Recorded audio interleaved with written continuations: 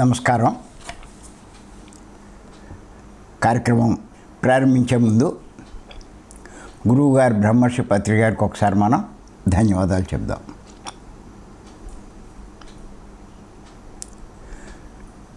మనం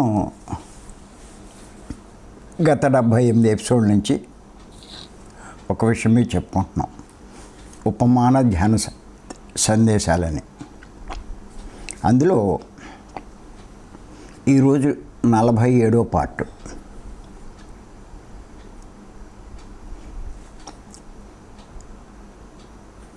మానవునిలోని చెడు ఎన్ని రకాలు అన్న దాని మీదే మనం చెప్పుకుంటున్నాం.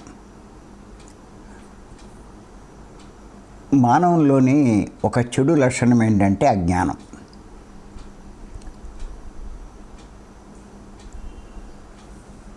ఈ అజ్ఞానమే దుఃఖానికి కారణం. అంచేత ఎవరైనా సరే తనలో ఉన్న అజ్ఞానాన్ని తొలగించుకునే ప్రయత్నం చెయ్యాలి. జ్ఞానవంతులు కావడానికి ప్రయత్నించాలి. ఆ పనే మనమంతా చేస్తున్నాం. ఇది అంత తేలికైంది కాదు, కానీ ప్రయత్నం చేస్తే సాధించలేదంటూ ఏదీ లేదు.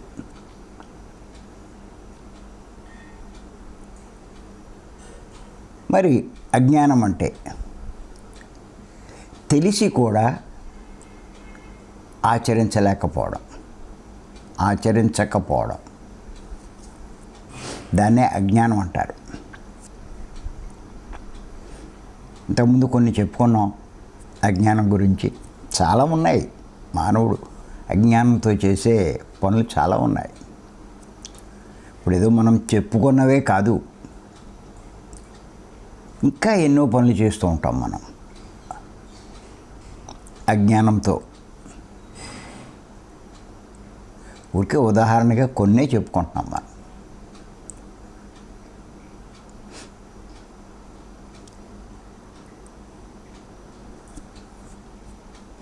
ఇక్కడ ఏమిటి అంటే, అజ్ఞానం అంటే తెలిసి కూడా ఆచరించకపోవడం.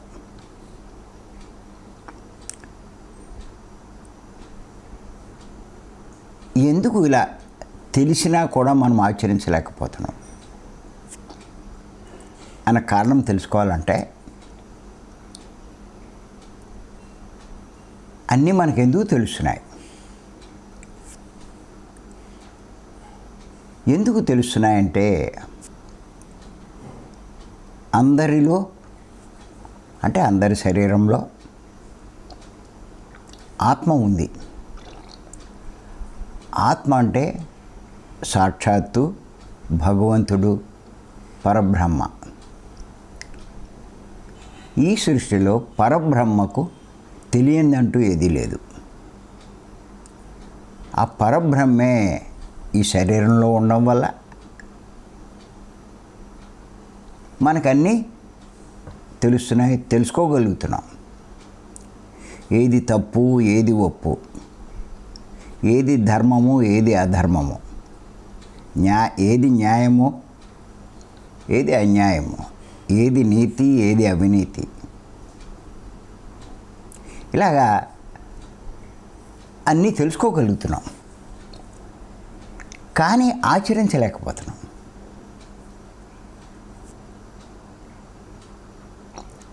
ఎందుకు ఆచరించలేకపోతున్నామంటే, దాని ముఖ్య కారణం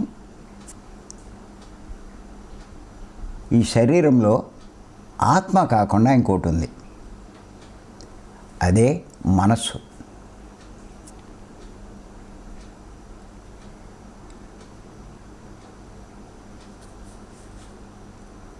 ఆత్మ వల్ల తెలుసుకోగలిగిన దాన్ని ఈ మనసు వల్ల ఆచరించలేకపోతున్నాం.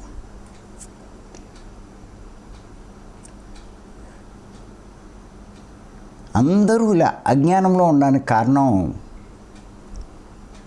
తెలియకపోవడం కాదు. చాలామంది ఏమంటారంటే, నాకు తెలియక ఈ తప్పు చేశానంటారు. ఖచ్చితంగా అందరికీ తెలుస్తుందండి. ప్రతిదీ తెలుస్తుంది.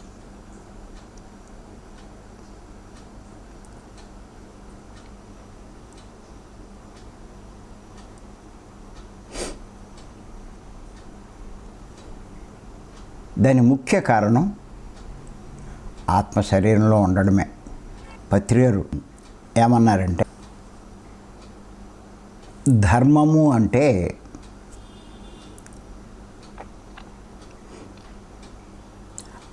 ఆత్మ నుంచి సహజంగా ఉబికేదే ధర్మం అన్నారు.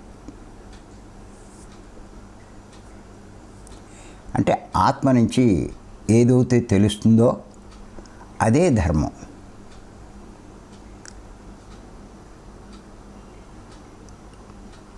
ధర్మంగా జీవించాలి, ధర్మాన్ని ఆచరించాలి, ధర్మంగా నడుచుకోవాలి అని పెద్దలు చెప్తూ ఉంటారు.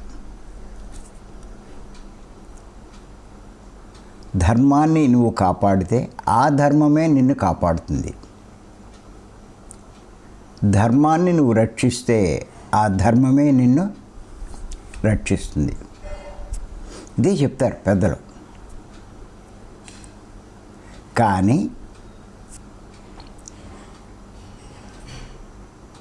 ఆ ధర్మాన్ని మనం కాపాడలేకపోతున్నాం, ఆ ధర్మాన్ని మనం ఆచరించలేకపోతున్నాం. అందుకే జీవితంలో మనకు కష్టాలు. ఇంకా విచిత్రం ఏంటంటే,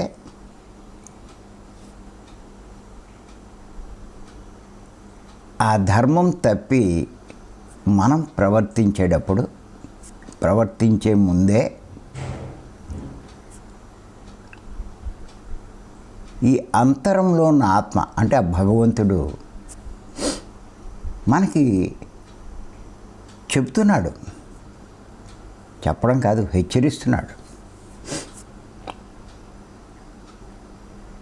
ఏమని?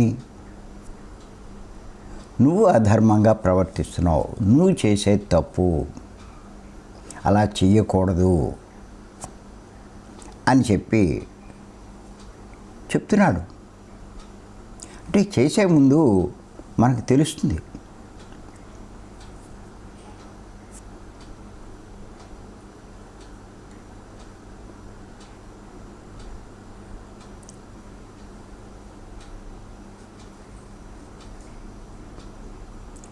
ఇది మీరు గమనించినట్లయితే ఈ ధ్యానం చేసేవాళ్ళకి బాగా తెలుస్తుందండి.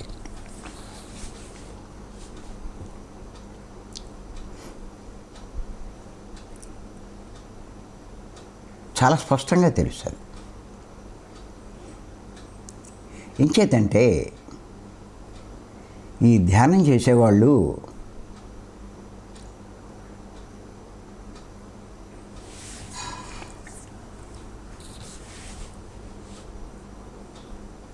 ఈ ధ్యానం చేయడం వల్ల వాళ్ళ మనసు యొక్క ప్రాముఖ్యం తగ్గిపోతుంది. అంటే మనసు కొంత శుద్ధమవుతుంది. పూర్తిగా కాకపోయినా రకరకాల స్థాయిలో శుద్ధి చేసుకుంటారు అందరూ కూడా. ఈ ధ్యానంలోకి వచ్చిన వాళ్ళందరికంటే కూడా ఎవరైతే ఈ జూమ్లోకి వస్తున్నారో, భీమవరం క్లాసులకి రెగ్యులర్గా వస్తున్నారో, వాళ్ళందరూ నా లెక్క ప్రకారం చాలా శుద్ధి చేసుకుంటారు.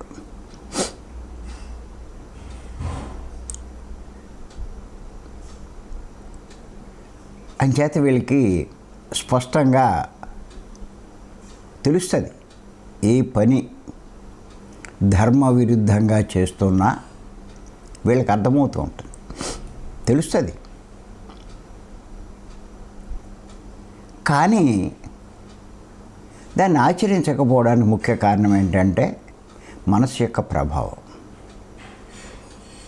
మనసు ఇంకా ఏదో మలినంగా ఉండడం వల్ల పర్వాలేదులే అని చెప్పి దాన్ని ఆచరించలేరు. మీకు కొన్ని ఎగ్జాంపుల్ చెప్తాను నేను.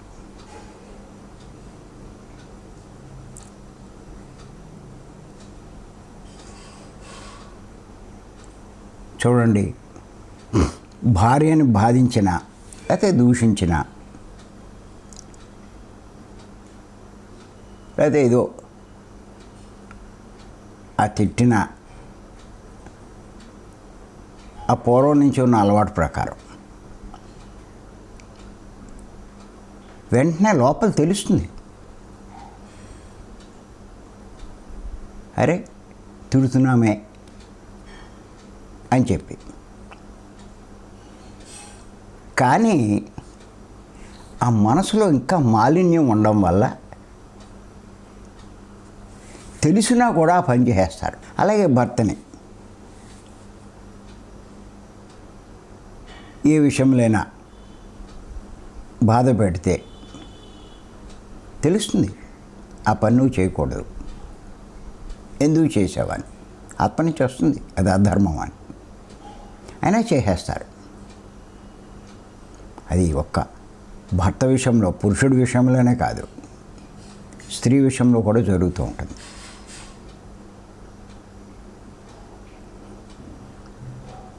అంతెందుకు, ఊరికే సింపుల్ విషయం చెప్తాను నేను. ఈ చిన్న ప్రాణిని చంపకూడదని అందరికీ తెలుసు మన సొసైటీలో. అన్నీ భగవత్ స్వరూపాలని చెప్పుకుంటాం. కానీ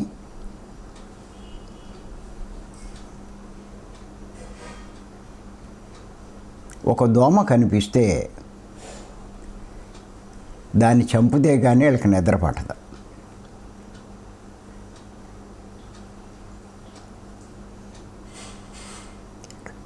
తెలుసు, పక్క నుంచి ఎన్ని ఉపన్యాసాలు ఇస్తాము,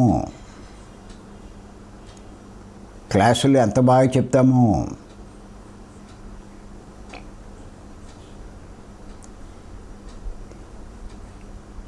మరి ఎందుకు ఇలా ప్రవర్తిస్తున్నాం అంటే మనసు మలినంగా ఉండడమే దానికి కారణం.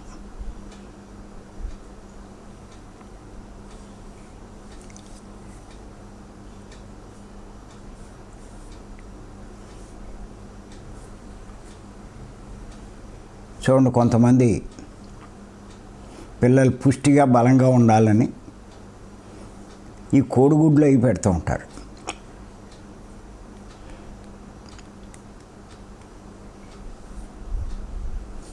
ఆ పెట్టేటప్పుడు వాళ్ళకి తెలుస్తుంది లోపల నుంచి,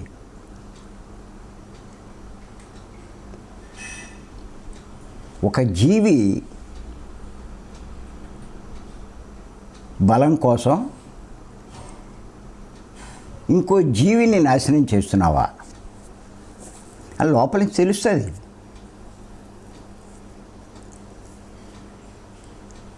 మరి ఎవరు చెప్తున్నది? లోపల ఉన్న ఆత్మే చెప్తుంది. అయినా సరే వీళ్ళకేంటంటే అజ్ఞానం వల్ల ఆ జీవి వేరు, నాకు పుట్టిన జీవి వేరు,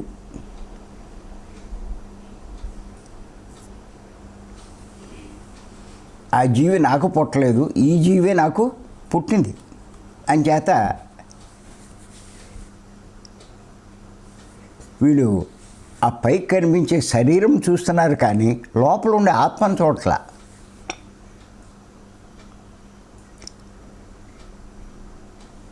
ఏంటి దానికి కారణం?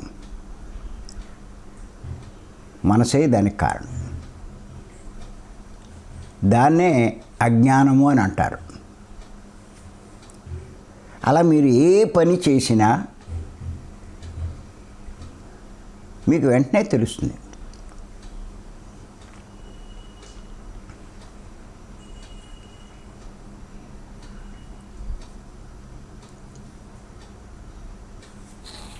ఎవరికి వాళ్ళకి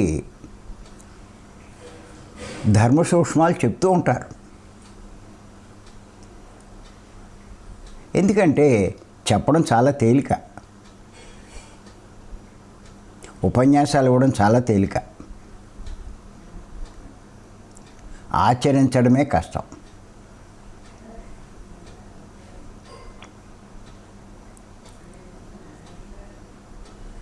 ఇదంతా కారణం ఏంటంటే అజ్ఞానం. అజ్ఞానం అంటే మనసు ఇంకా మలినంగా ఉందని అర్థం చేసుకోవాలి. మనం చేసే సాధన సరిపోవట్లేదు.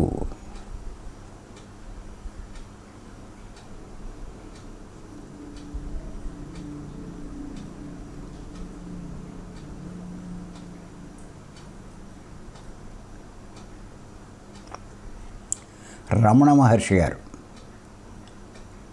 మహాజ్ఞాని కాబట్టే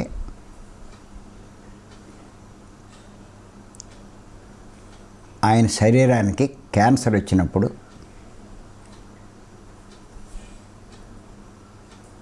మందులు వాడడానికి ఇష్టపడలేదు.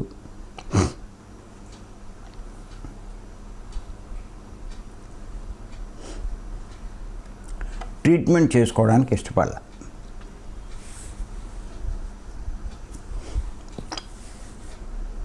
ఎవరు ఎన్ని చెప్పినా ఆయన అంగీకరించాల.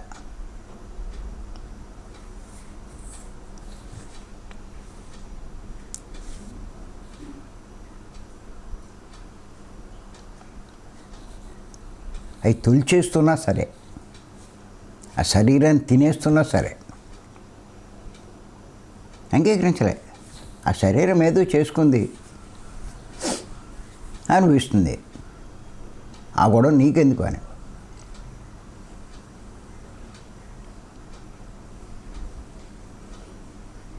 చాలా ఆశ్చర్యపోయేవారు. అలా ఎలా ఉండగలిగారు ఆయన అని. ఎండా ఉండగలుగుతున్నారని, దాని గొడవ ఎందుకు?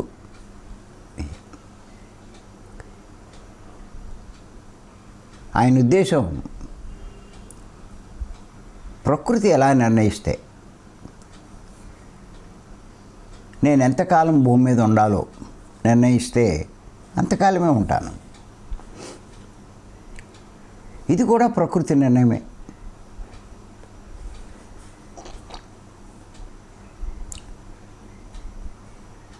అనే భావంతో ఉండేవారు. అంతేకాదు, ఇంకొకటి ఏంటంటే ఆయన మనసును పూర్తిగా శుద్ధి చేసుకోవడం కాదు, శూన్యం చేసుకున్నారు.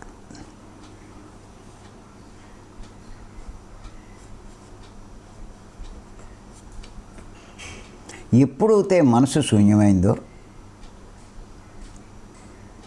ఇంకక్కడ ఉండేది ఆత్మ.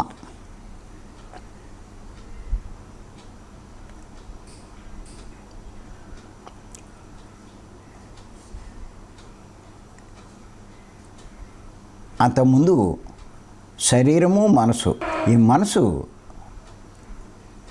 ఆత్మను పక్కన పెట్టి తాను కీ రోల్ పోషించేది. అలాంటి మనసు లేకుండా చేసుకున్నారు ఆయన.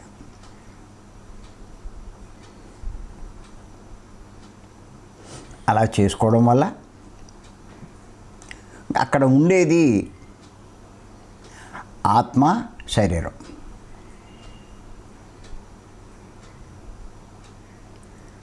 ఆత్మ అంటే భగవంతుడు కదా. భగవంతుడికి నొప్పి, బాధ ఏముంటాయి?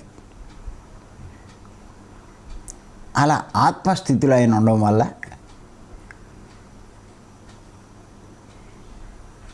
ఆయన దాన్ని పట్టించుకున్నాడు కాదు అప్పుడుని.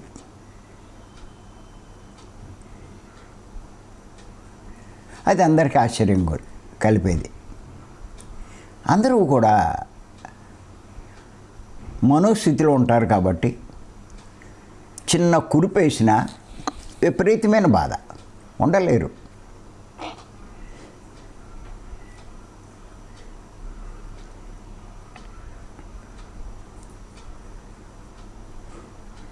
ఇప్పుడు మనం ధ్యానం చేసే మనకు కూడా కొంచెం మనం పరీక్షించుకుంటే తెలుస్తుందండి.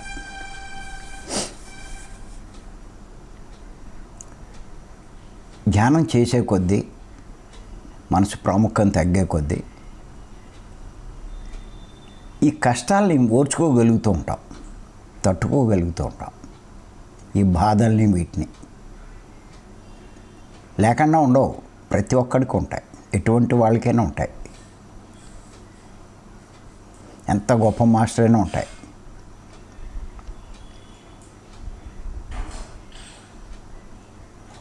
లోక కళ్యాణం కోసం ఈ ప్రాపంచిక జీవితంలో వచ్చే గొప్ప గొప్ప మహానుభావులు సైతం ఉంటాయి, లేకుండా ఉండవు.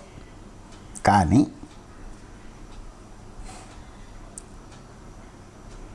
ఆ జ్ఞాని అంటే మనసు యొక్క ప్రభావం లేకుండా చేసుకున్నవాళ్ళు.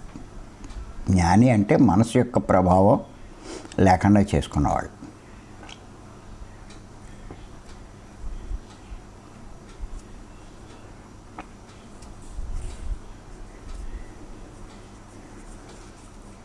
అవన్నీ తట్టుకోగలుగుతారు.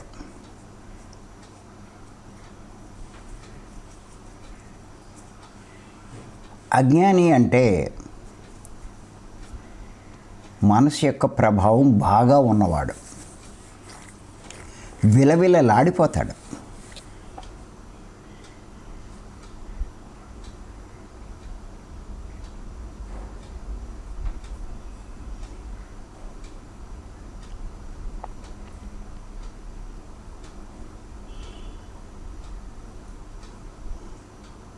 దీనికి కారణం అదే. రమణ మహర్షి లెక్క చేయకపోవడానికి, మిగతా వాళ్ళు విలవిల్లాడడానికి, ఆయన జ్ఞానం పొందాడు, వీళ్ళు అజ్ఞానంలో ఉన్నారు. జీసస్ క్రైస్ట్ మేకులు కొడితే నవ్వుతూనే ఉన్నాడు ఆయన.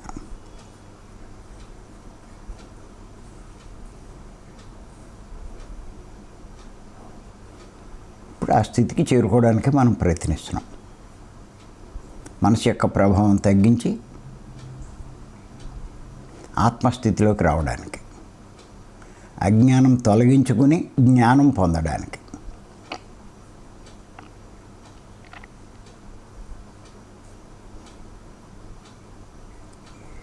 ఈ జ్ఞానం పొందని వాడు ఏం చేస్తాడంటే ధర్మాన్ని బోధిస్తాడు కానీ ఆచరించలేడు. అందరికీ నీతులు చెబుతాడు కానీ తాను ఆచరించలేడు. కానీ ఎవరు సరైన బోధకుడు అంటే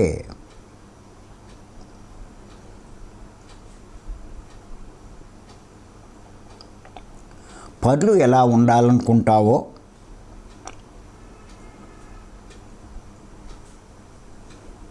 నువ్వు ఆ రకంగా ప్రవర్తించగలగాలి. వాడు అసలైన బోధకుడు.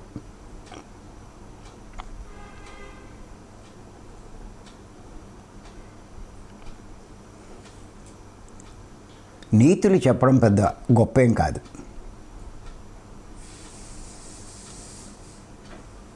నువ్వు ఏది చెప్తున్నావో అది ఆచరించగలిగితే నువ్వు చాలా గొప్పవాడు.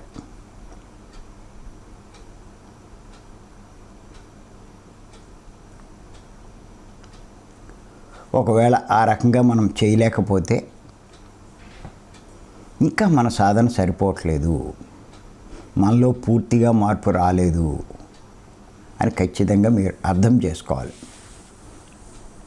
మీ సాధన ఇంకా పెంచాలి, తీవ్రతరం చేయాలి, బద్ధకించకూడదు.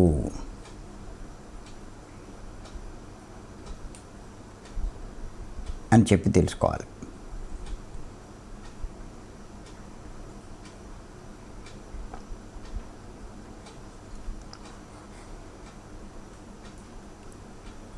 నాకు ఈ సమస్య ఉందండి, ఆ సమస్య ఉందండి, ఇలా బాధపడడం వల్ల ప్రయోజనం లేదు.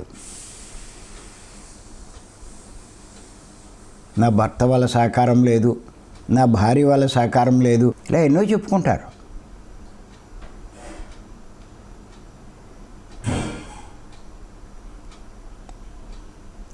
ఆ దేవుడు ఎప్పుడు కనకరిస్తాడు?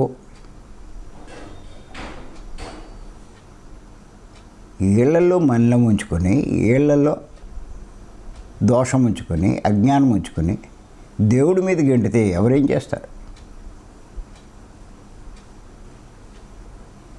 నువ్వు పరిశుద్ధుడు కా, నిన్నెవ్వరూ ఏమీ అనలేరు,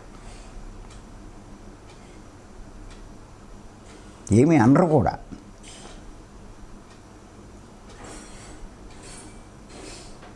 పరిశుద్ధుడు అయ్యే కొద్దీ నీలో అపారమైన శక్తి పెరుగుతుంది.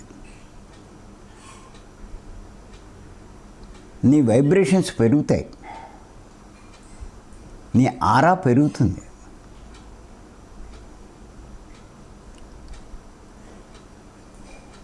నీ పట్ల ఇతరులు ప్రవర్తించే ప్రవర్తన చాలా మారిపోతుంది.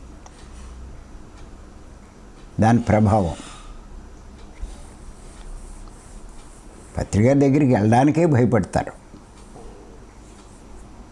మాట్లాడడానికే భయపడతారు.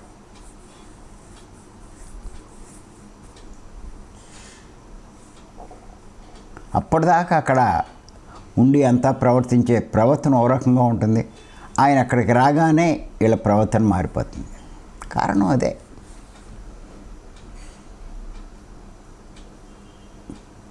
అంచేత దేవుడి మీద పెట్టడం కాదు,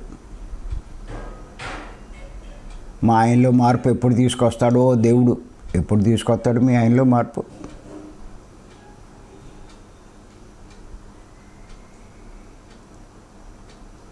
నీలో మార్పు వస్తే ఆయనలో మార్పు వస్తుంది. ఆయన మారట్లేదు అంటే నీలో మార్పు లేదు. నీ మార్పు గురించి ఆలోచించావు, భర్త మారాలంటావు. భలేగా ఉంటుంది. ఎవడూ మనం లెక్క చేయట్లేదు అంటే ఎంత అజ్ఞానంలో ఉన్నామో ఆలోచించండి.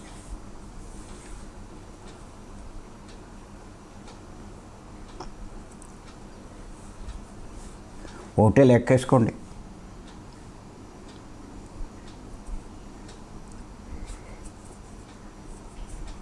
మీ వల్ల ఎవరికి ఎటువంటి హాని జరగనప్పుడు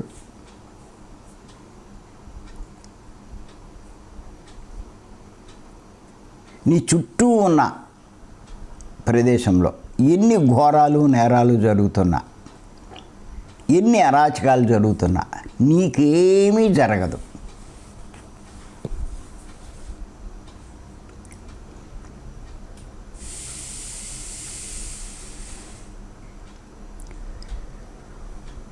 ఓ బస్సు ఫైర్ యాక్సిడెంట్ అయ్యి అందరూ కాలిపోయినా నువ్వు బయటపడతావు. ఒక రైలు గుద్దుకుంటే ఎంతోమంది చనిపోతే నువ్వు సేఫ్గా ఉంటావు.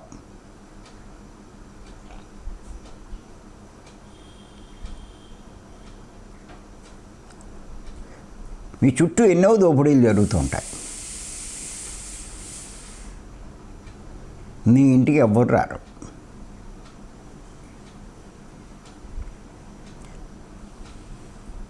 ఇది సృష్టి నియమం అనుకోండి. సృష్టిలో ఉన్న గొప్పతనం అనుకోండి.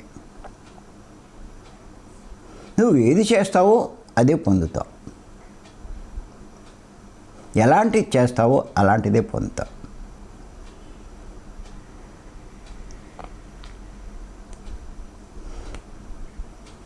ఎవరు చేయగలరు అలా? ఎవరు జీవించగలరు?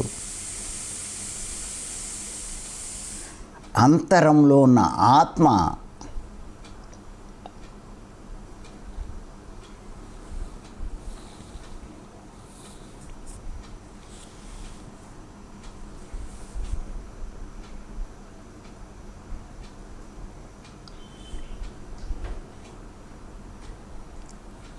బోధించిన ప్రకారం జీవించగలిగినవాడు.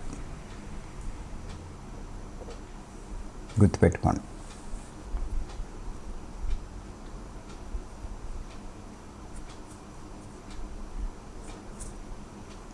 నీకే హాని జరగదు, ధీమాగా ఉండొచ్చు. చాలామంది భయపడుతూ ఉంటారు, నా భవిష్యత్తు ఎలా ఉంటుంది,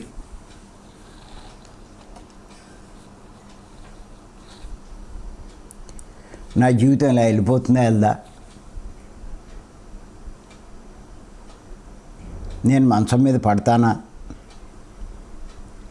నా పిల్లలు నన్ను సరిగ్గా చూస్తారా,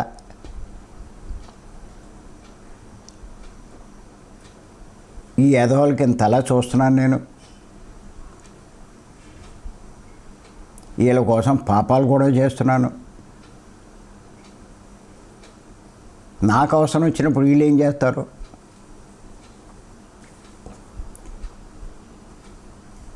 నువ్వు పాపాలు చేసావు అంటే నీకు అవసరం వచ్చినప్పుడే వాళ్ళు హాని చేస్తారు, గుర్తెట్టుకో.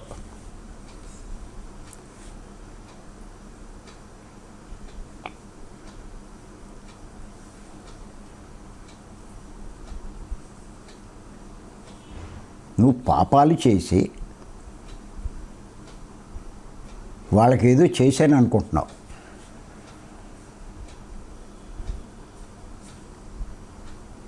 నీ పాపమే నీకు హాని చేస్తుంది. నువ్వు పాపం చేయకు, వాళ్ళ గురించి నీకే హాని జరగదు. నిశ్చింతగా నిర్భయంగా జీవించవచ్చు. ఏదైనా సరే గుర్తుంచుకోండి, తప్పులు చేసేవాడే భయపడుతూ ఉంటాడండి. వారిలో ఏ తప్పు లేకపోతే వాడు నిర్భయంగా జీవిస్తాడు.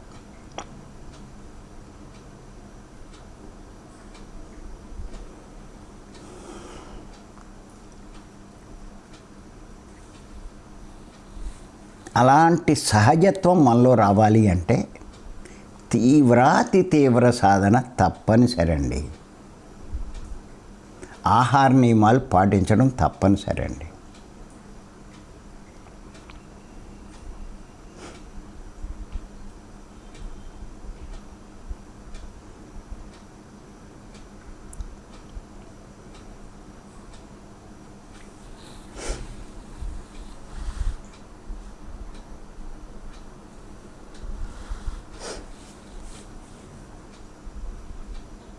అందుకే సాధన చేయండి, ఆహార నియమాలు పాటించండి, అది నేను చెప్పేది. కాంప్రమైజ్ కావద్దు అని చెప్పి అంటాను.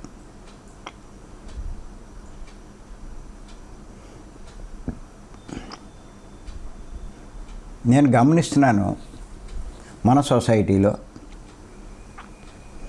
చాలా చోట్ల చాలా క్లాసులు పెడుతూ ఉంటారు. కొంతమంది ఏంటంటే గొప్పల కోసం మళ్ళా పత్రిక మీద గెంటుతారు. అన్నీ వినాలి అందరి దగ్గర అంటారు.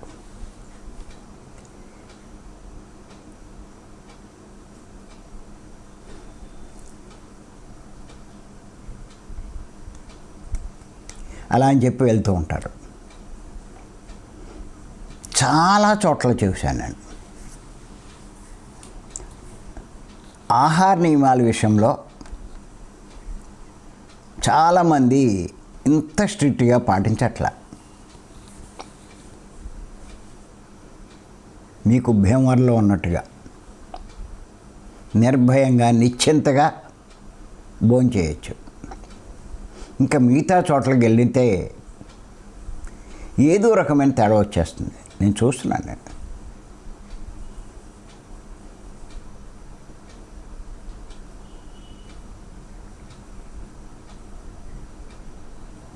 వాళ్ళు అంటారు, మై శాకాహారి గిన్నెలేనండి, శాకాహారమేనండి అంటారు. కానీ ఎక్కడో ఒక్కడ తేడా వస్తున్నది.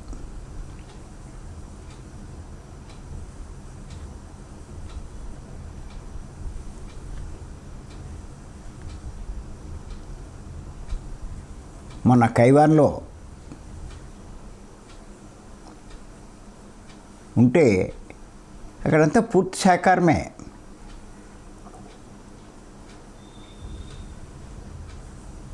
వెల్లుల్లిపాయ కూడా వాళ్ళ. కానీ ఎక్కడ తేడా వచ్చిందంటే పుల్ల మజ్జిగ పోశారు వాళ్ళు.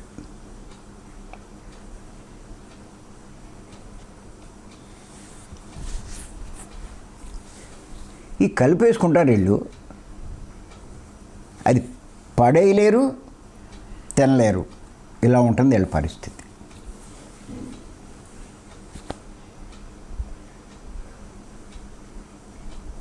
త్రిశంకు స్వర్గం అంటారు. అలాంటి పరిస్థితి వచ్చినప్పుడు ఆ త్రిశంకు స్వర్గంలో ఉన్నట్టుగా ఉంటుంది.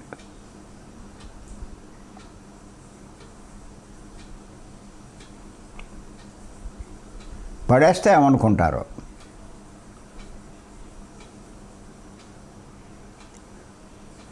పడేస్తే బయట వాళ్ళు అనుకుంటారు, తింటే లోపలోడు అనుకుంటాడు. ఇప్పుడు ఎవరి మాట అనాలో వీళ్ళకి అర్థం కాదు.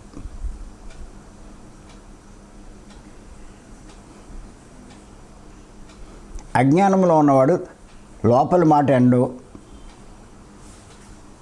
బయట వాళ్ళ గురించి ఆలోచిస్తాడు. జ్ఞాని బయట వాళ్ళని లెక్క చేయడు, లోపల వాడు మాట అంటాడు.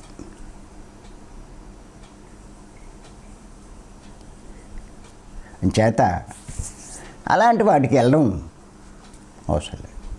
పత్రిక అన్నీ వినాలి కదా అంటారు. ఎన్నావు అది నీ స్థాయికి ఉందా?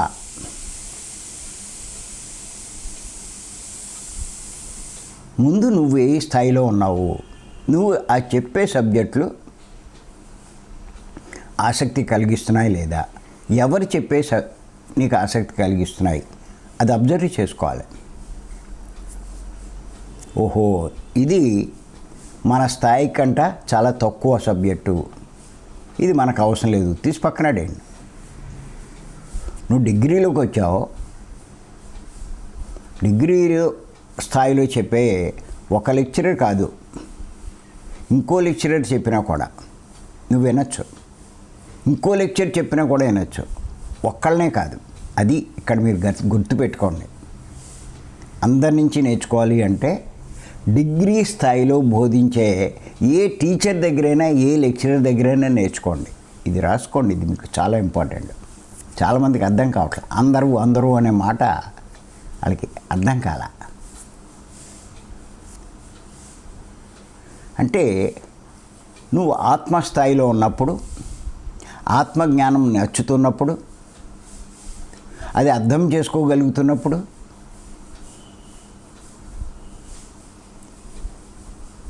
నీకు దేహ సంబంధమైన జ్ఞానం నీకెందుకు? అది ఎలిమెంటరీ. మనో సంబంధమైన జ్ఞానం నీకెందుకు? అది హై స్కూలు. అవన్నీ అయిపోయినాయి నీకు.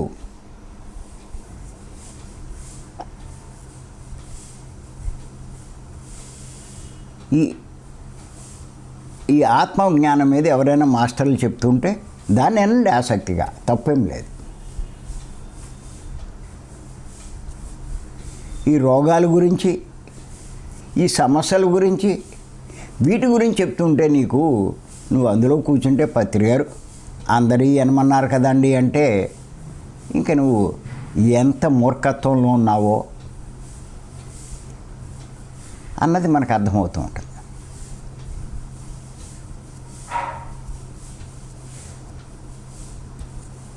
నువ్వు ఇంకా అందరి వినము అంటే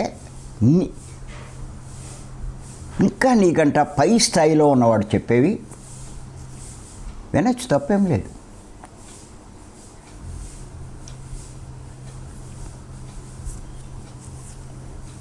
అందరి పుస్తకాలు చదవాలంటారు. ఈ పుస్తకాల్లో కూడా లక్షల మంది, కోట్ల మంది రాస్తున్నారు. ఎవడి స్థాయిలో వాడు రాస్తాడు. ఆత్మస్థాయిలో, ఆత్మస్థితిలో ఆత్మజ్ఞానం గురించి వివరించే పుస్తకాలకి ప్రాముఖ్యం ఇవ్వాలి మీరు.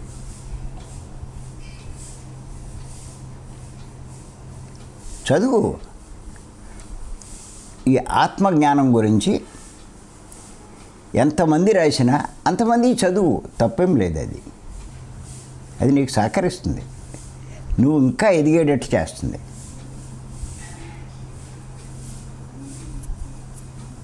రోగాల గురించి రాసే పుస్తకం, నువ్వు ఆత్మజ్ఞానంలోకి వచ్చి రోగాల గురించి రాసే పుస్తకాలు చదివితే నీ బుర్ర పాడు చేయడము, నీ సమయం వృధా చేసుకోవడము, నువ్వు నష్టపోవడము, అంతే.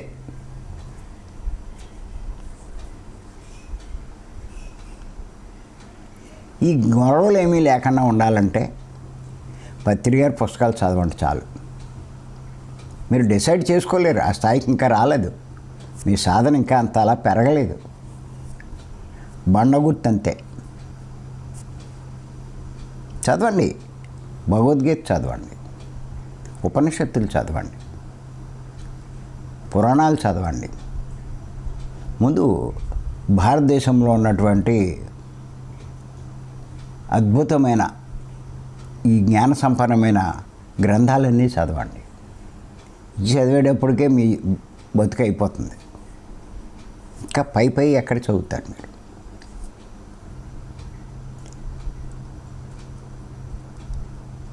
అడ్డమైనవి చదివితే నష్టపోయేది మీరే. ఏ స్థాయిలో ఉన్నవాడికి ఆ స్థాయిలో ఉండే పుస్తకాలన్నీ చదవచ్చు, తప్పేం లేదు. ఆ స్థాయిలో బోధించేవారి బోధలన్నీ వినొచ్చు. ఎంతమంది ఉంటే అంతమంది వినొచ్చు. పత్రి గారు అంటారు, అందుకే ఏకం సత్ విప్ర బహుదా వదంతి. సత్యం ఒక్కటే, కానీ ఒక్కొక్కళ్ళు ఒక్కొక్క రకంగా బోధిస్తారు.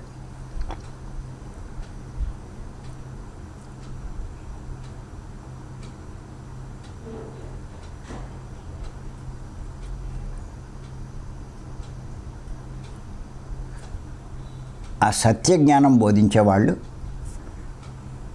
వివిధ రకాల ఉదాహరణలతో వివరిస్తూ ఉంటారు. అది సత్యసాయిబాబా ఉన్నారు. కింద లెవెల్లో ఉంటాయి, బాగా పై లెవెల్లో ఉంటాయి. ఆ పై లెవెల్లో ఆత్మస్థితి, ఆత్మ గురించి, ఆత్మజ్ఞానం గురించి చెప్పిన ఆయన పుస్తకాలు చదివితే నీకు బాగానే ఉంటుంది. సత్యసాయిబాబా అంటూ అన్నీ చదివితే నువ్వు మళ్ళా కిందకి వెళ్ళిపోతావు.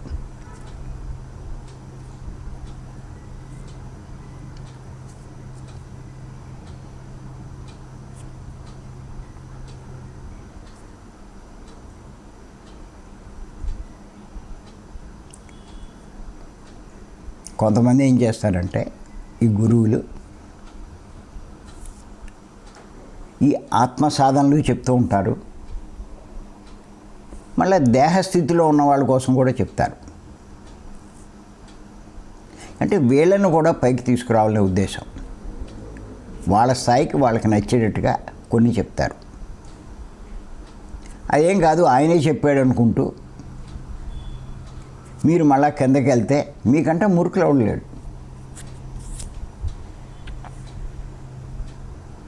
ఆయన అన్నీ చెప్తారు, నీ స్థాయిలో నువ్వు పట్టుకో. ఆయనే చెప్పాడంటూ నువ్వు కింద ఆచరిస్తే నష్టపోయేది నువ్వే.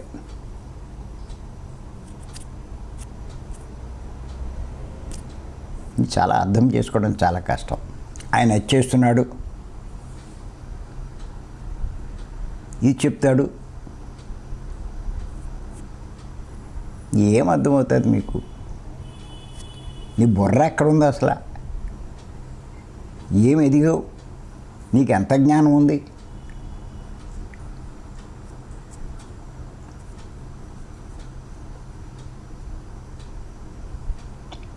అంచేత గుర్తుపెట్టుకోండి, అందరికీ నీతులు చెబుతూ తాను ఆచరించకపోవడం అజ్ఞానం. అందరికీ ధర్మాలు బోధిస్తూ నువ్వు ఆచరించకపోవడం అజ్ఞానం. దీని ముఖ్య కారణం నీ మనసు శుద్ధి కాకపోవడం, నువ్వు చేసే సాధనలు సరిగా లేకపోవడం. అంచేత ఈ సాధనలు పెంచుకోవాలి.